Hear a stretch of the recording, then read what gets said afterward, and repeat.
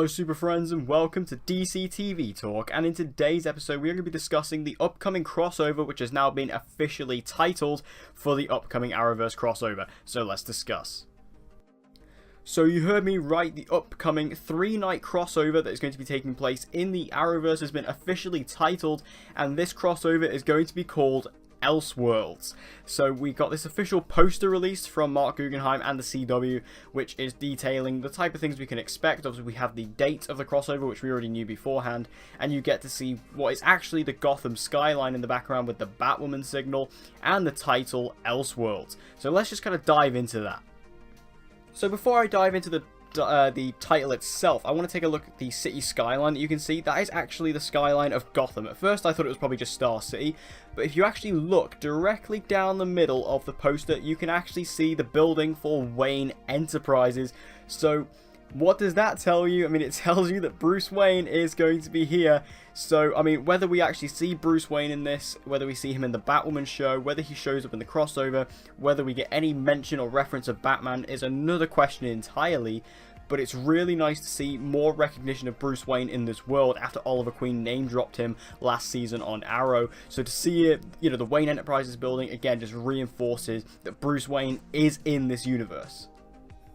So in regards to Elseworlds, what could that mean? Well, Elseworlds in the comics is actually a term that is used to define just random offshoots of stories. Like, for example, Batman Gotham by Gaslight is an Elseworld story. You know, it's not part of the main DC universe continuity. It's just something completely random that, you know, takes place. You know, it's just like if the writers have a cool idea and they can't really fit it in. Like, for example, in Gotham by Gaslight, obviously Batman takes place, you know, that whole storyline is in Victorian England, so that wouldn't fit in to the regular DC universe continuity, so they do an Elseworld story where it's just completely random. And then if we're going to look at like films, for example, the upcoming Joker movie starring Joaquin Phoenix could be considered an Elseworld DC movie because, again, it's not connected to the main DC EU story, it's just its own thing, it's standalone, it's by itself, and it's not connected to anything else. So that does raise a lot of eyebrows regarding what this crossover is actually going to be and how it's going to fit in, given the fact that it's titled Elseworlds. So what could Elseworlds mean for the show? Well, obviously we know in this crossover we are going to be getting introduced to a new hero in the form of Batwoman. So could this mean that Batwoman is taking place on a completely different Earth and therefore the crossover taking place on a different Earth? We do know that the large portion of this crossover is going to take place in Gotham. So is Gotham, or this version of Gotham at least, on a different Earth to Earth 1?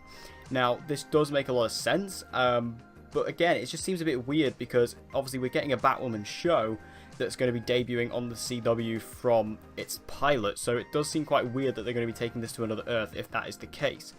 So is Batwoman on a different Earth? That is what this could mean. This could mean that, you know, seeing it as this is taking place entirely in Gotham, if this version of Gotham is on a different Earth, then obviously Elseworlds could apply to that title. But again, it just doesn't quite fit in with the name Elseworlds because, again, Elseworlds means something completely random. It's not in the main continuity, because even if it's on a different Earth, like Supergirl, it's still in the main continuity. So the fact that they're calling this Elseworlds doesn't quite line up with what Elseworlds actually means from the comics. So I don't quite know how this is going to fit into the show necessarily. Now, another thing to point out about what Elseworlds could mean, this could simply just be a cool title. Like, this is literally could be something that the writers came up with and gone, right, that's a cool title, obviously Elseworlds, it sounds pretty cool, so let's just go with that. You know, like, Crisis on Earth X is probably the closest we're ever going to get to Crisis on Infinite Earths, but it wasn't Crisis on Infinite Earths, it wasn't a direct adaptation of that storyline, so I don't know if this is going to be a direct adaptation of any Elseworlds storyline. In fact, I'm 99.9% sure that it won't be. So this could simply be a cool title that the writers came up with to name this crossover this year, like they did with Crisis on Earth X. So it could be something as simple as that, where they just thought of this title, thought it sounded cool, which it does, and they went with it. And I don't really feel like it could actually mean anything. It has that much relevance, because let's be honest, Crisis on Earth X, even though they called it Crisis on Earth X, only one episode of that crossover actually took place on Earth X. The rest of it was on Earth 1. So even with that, and it wasn't really much of a crisis, like, you know, in comparison to Infinite Earths. And to give you another comparison, the Marvel films in the MCU, they choose a lot of titles that aren't necessarily reflective of the film storyline. So, like, for example, I think the biggest advocate of this is Avengers Age of Ultron. That film is not representative of the Age of Ultron storyline from the comics whatsoever. Even Infinity War's a bit different, Civil War's a bit different. So again, this could simply be a cool title that the writers came up with, and that is what they've decided to call the crossover this year, and it might not have any relevance to what the actual story is of this crossover at all.